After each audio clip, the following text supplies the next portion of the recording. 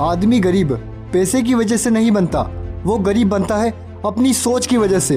भगवान ने अमीर इंसान को भी वो ही शरीर दिया है जो कि गरीब इंसान को दिया है। 2 आँखें, 2 हाथ, 2 पाँव, सब कुछ एक जैसा है, मगर फर्क उनकी सोच में है। सबकी बॉडी का हार्डवेयर एक जैसा है, मगर सॉफ्टवेयर अलग अलग है। माइंडसेट की वजह से कुछ लोग बहुत अमीर बन जाते हैं और कुछ लोग बहुत गरीब। अगर आपको भी अमीर बनना है तो आपको आपके माइंडसेट को चेंज करना होगा, क्योंकि इस दुनिया में 90% लोगों की सोच पुअर माइंडसेट की है और सिर्फ 10% लोगों की सोच रिच माइंडसेट की है। और आपकी सोच भी उन 90% लोगों जैसी है तो आप भी गरीब बन जाओगे।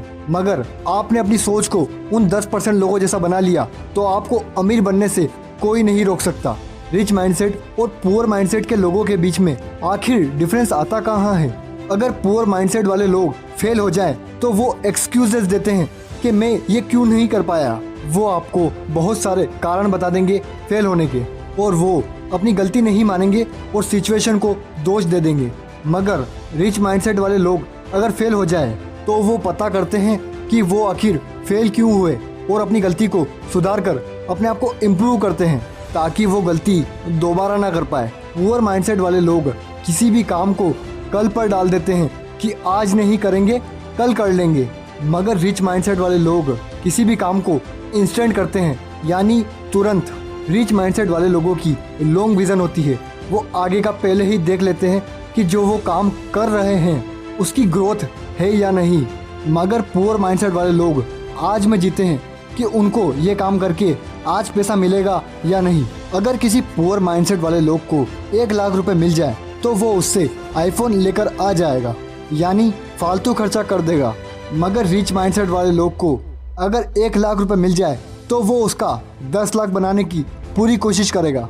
पुअर माइंडसेट वाले लोग सिर्फ अपने बारे में सोचते हैं कि मेरी एक जॉब लग जाए और मुझे अच्छी सैलरी मिल जाए जिससे कि मेरी ज़िंदगी अच्छे से बीत जाएगी। उनकी सोच बहुत छोटी होती है। मगर रिच माइंडसेट वाले लोग, उनकी सोच बहुत बड़ी होती है। वो सबके बारे में सोचते हैं, उनके सपने बहुत बड़े होते हैं। वो लोगों की प्रॉब्लम को सोल्व करने के बारे में सोचते हैं। अगर वो कोई बिजनेस करेंगे तो बहुत सारे लोगों को जॉब मिल जाएगी जिससे उनको बहुत फ़ायदा होगा।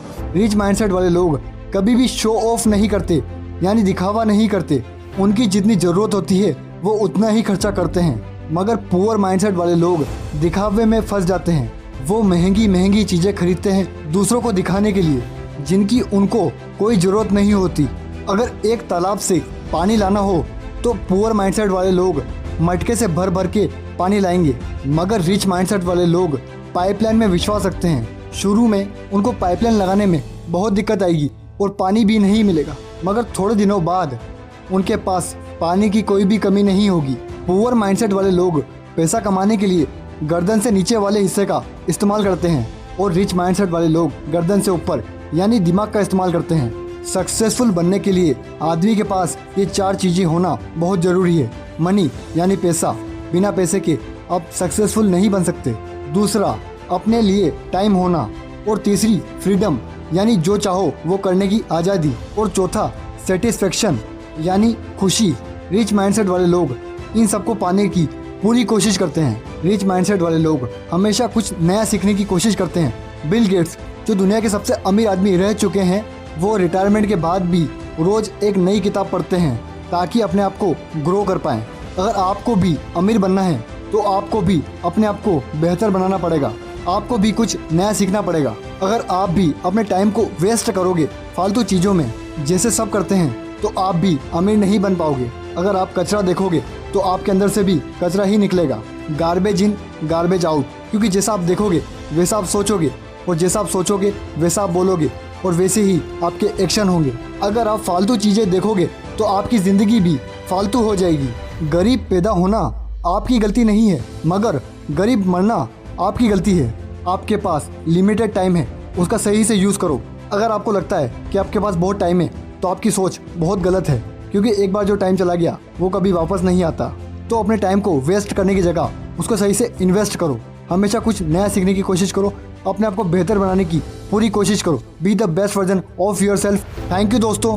अगर आपको यह वीडियो पसंद आई तो प्लीज़ इसको लाइक कर देना और अपने आप को बेहतर बनाने के लिए हमारे चैनल को सब्सक्राइब कर देना। All the best for your future. मिलते हैं आपसे अगली वीडियो में, तब तक के लिए अलविदा।